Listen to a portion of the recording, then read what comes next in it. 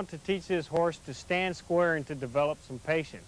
Teaching a horse to stand up square and correctly takes a lot of time and a lot of effort on the handler's part. When you bring the horse up, you want to imagine that there's a large rectangle in which you set this horse up in, and you want the horse to remain in there as you're working with him. If the horse does not set up square and moves the leg after you get him set, then you want to discipline him and bring him right back up to inside that box and set him up. What you want to do is, as you see here, you want to back him up and set the horse's hind feet up first. Once you get the hind feet set up square, then you can set the front feet. This is a young horse that we're just starting with and has a little trouble getting his back feet set up and standing square on them.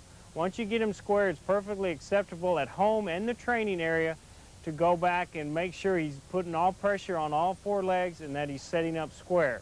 If the horse is not paying attention to you and not moving a foot like you want it, then it's perfectly acceptable at home in the training area to go ahead and pick that foot up and place it in the right spot. As the horse develops and is training of standing square, then you want to get away from having to touch him at all with your hands or with your feet. You want him to respond strictly to the halter and be light and responsive. Once you have the horse standing square as we see here, then we want that horse to remain there and to develop some patience, because if we have this horse in a showmanship class, it's going to have to stand there for an extended period of time. So we want it to be able to stand there squarely on all four legs and develop some patience and not want to move around. The handler at this time may want to move around a little bit to see if the horse is going to move. If the horse does move a foot out of position, then we want to make sure we discipline him by applying a little pressure with the halter on the horse's head and making him move that foot back exactly where it was. If the horse were to move, then we want to discipline him and bring him back and set him back up.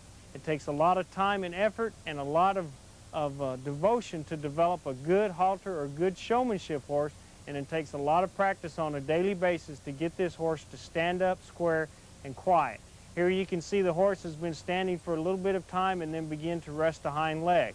We're trying to correct this by applying pressure with the halter and making him move that leg back down.